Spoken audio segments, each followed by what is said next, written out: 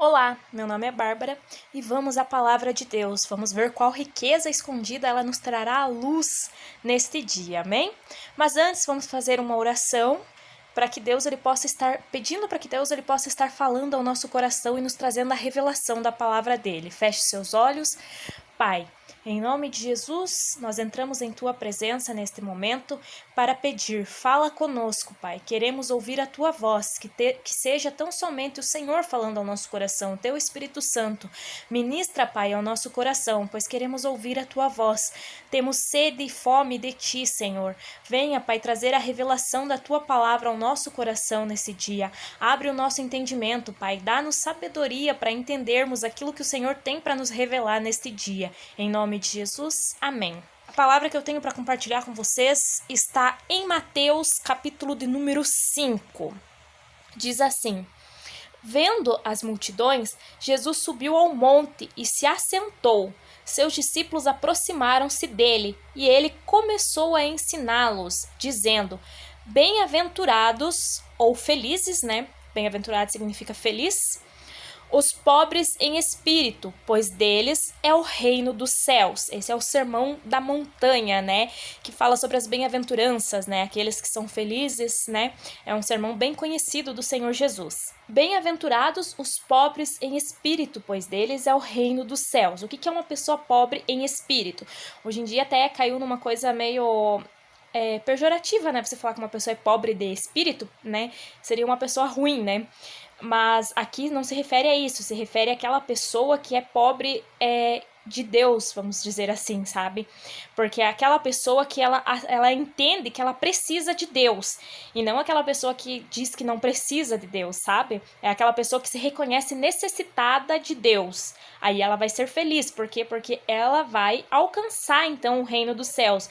Quando você percebe que você e eu percebo que a gente precisa de Deus, que a gente necessita de Deus, que a gente é necessitado de Deus, que a gente reconhece isso, a gente alcança o reino dos céus.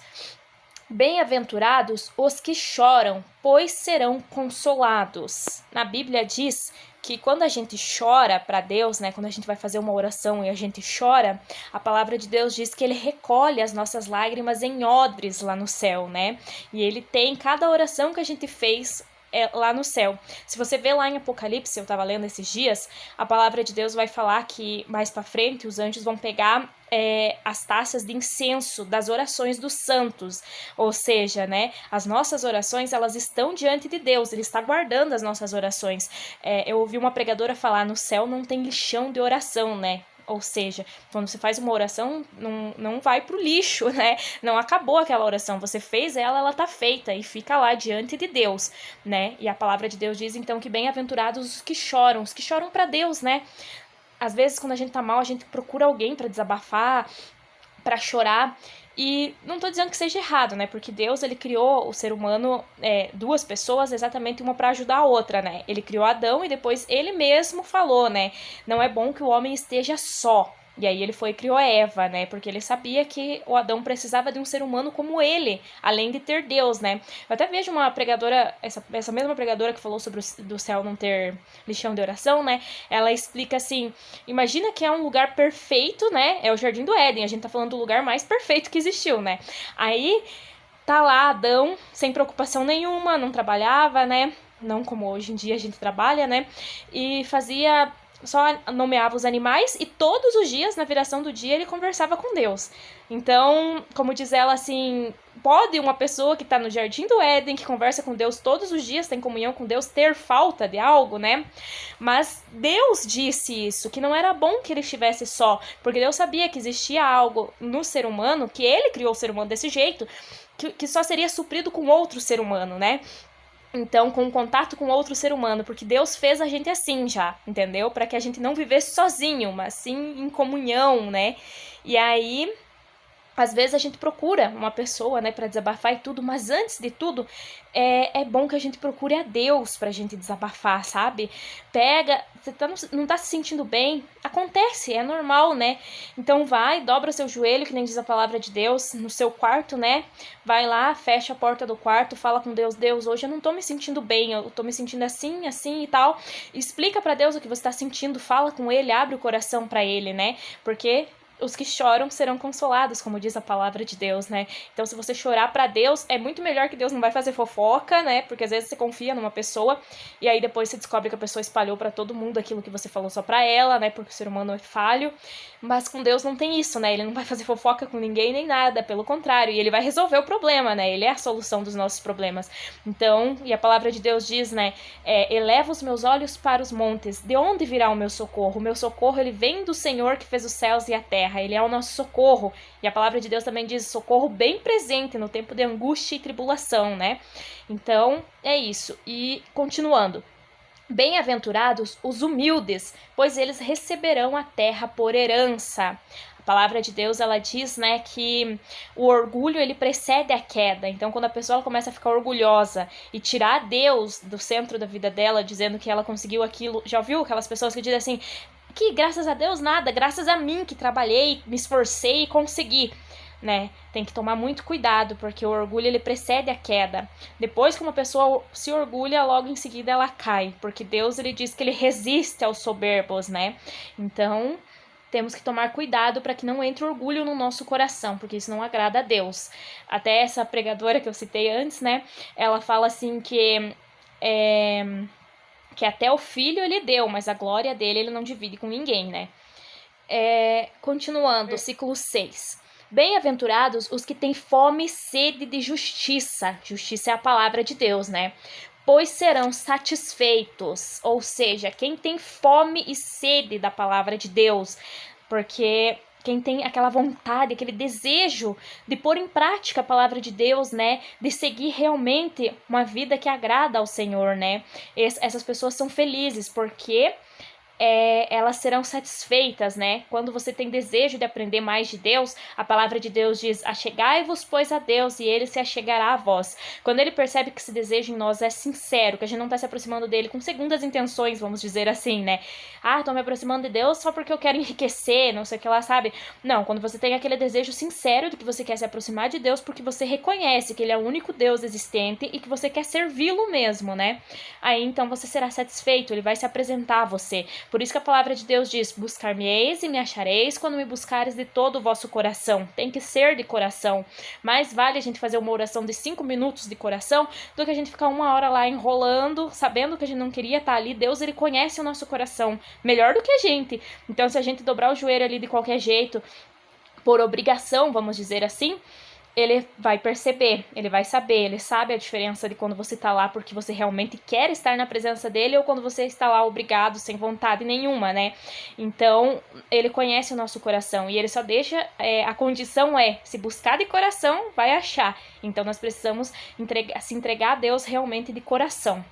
Versículo 7. Bem-aventurados, felizes, os misericordiosos, pois obterão misericórdia. Então, quando a gente tem misericórdia dos outros, a gente alcança a misericórdia de Deus para nós também, né? Como a palavra de Deus diz, né? Até na oração bem conhecida por todos do Pai Nosso, fala, né? Perdoa as nossas ofensas como nós perdoamos a quem nos tem ofendido. Então, para a gente receber o perdão de Deus, a gente tem que perdoar também. Ah, mas não sei o que lá. É a palavra de Deus que tá dizendo, né? Então busca limpar o coração. Se tem alguma coisa, até nós vamos ver mais pra frente aqui, fala sobre o coração também. Limpar o coração da mágoa, de raiva das pessoas, né? E buscar ser misericordioso. Tem uma passagem aqui na Bíblia que fala sobre isso. Existiam 2 servos. Existia um servo e um senhor. Ele devia a esse senhor uma dívida muito grande. E aí o senhor foi lá e pegou ele e ia lançar ele na prisão. E ele suplicou, implorou, por favor, não faz isso comigo, eu vou te pagar, eu dou um jeito e tal. E aí o senhor falou pra ele, tudo bem, então eu perdoo a tua dívida, perdoa, você não me deve mais nada. Aí ele saiu dali. E no caminho, ele encontrou um cara que devia pra ele.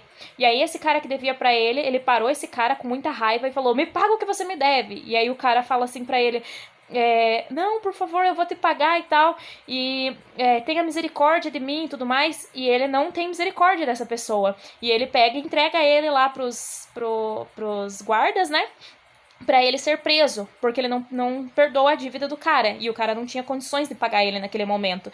E aí quem viu isso foi e contou pro senhor dele, né, e o senhor dele chama ele lá e fala: servo mau, você deveria ter feito a mesma coisa que eu fiz com você, você devia pra mim uma grande quantidade, eu perdoei você, e você não teve a mesma misericórdia pra perdoar a outra pessoa. E muitas vezes é a gente.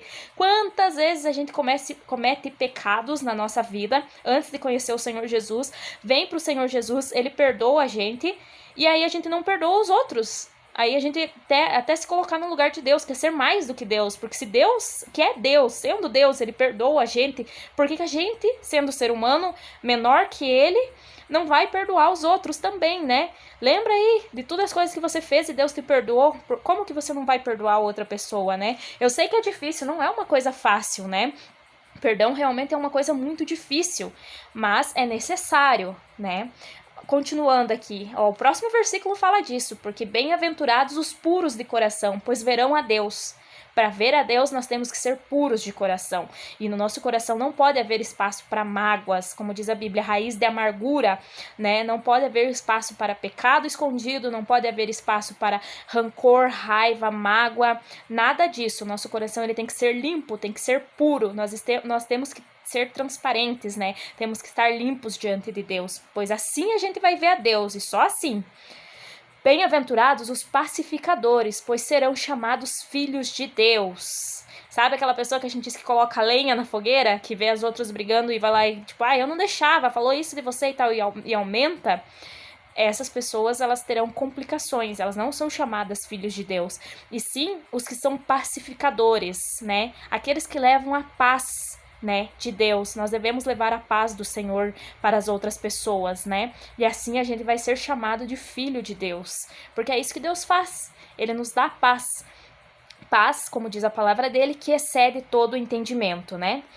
E bem-aventurados, versículo 10, os perseguidos por causa da justiça, pois deles é o reino dos céus. Eu fiz um vídeo esses dias falando sobre isso, né? Sobre ser perseguido por causa da justiça. Justiça é a palavra de Deus, né? Como eu já falei nesse vídeo. E existe diferença, né, entre você ser perseguido por algo que você fez ou por pôr em prática a palavra de Deus. Quando você é perseguido por pôr em prática a palavra de Deus, como os apóstolos antigamente foram muito perseguidos, foram mortos até mesmo por levar o evangelho, né? A palavra de Deus diz que dessas pessoas, é o reino dos céus, né?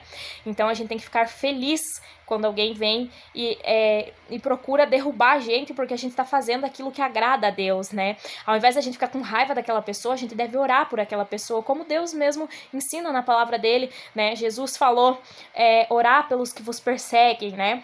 E no versículo 11 diz, bem-aventurados serão vocês quando por minha causa os insultarem, os perseguirem e levantarem todo tipo de calúnia contra vocês. Alegre-se e regozijem-se, porque grande é a sua recompensa nos céus, pois da mesma forma perseguiram os profetas que viveram antes de vocês, né? Então, quando a perseguição por algo que você está fazendo a respeito da palavra de Deus, você decidiu que não vai mentir, que não vai cometer algo que vá contra a palavra de Deus, e aí você começou a ser perseguido por causa disso, então você deve se alegrar.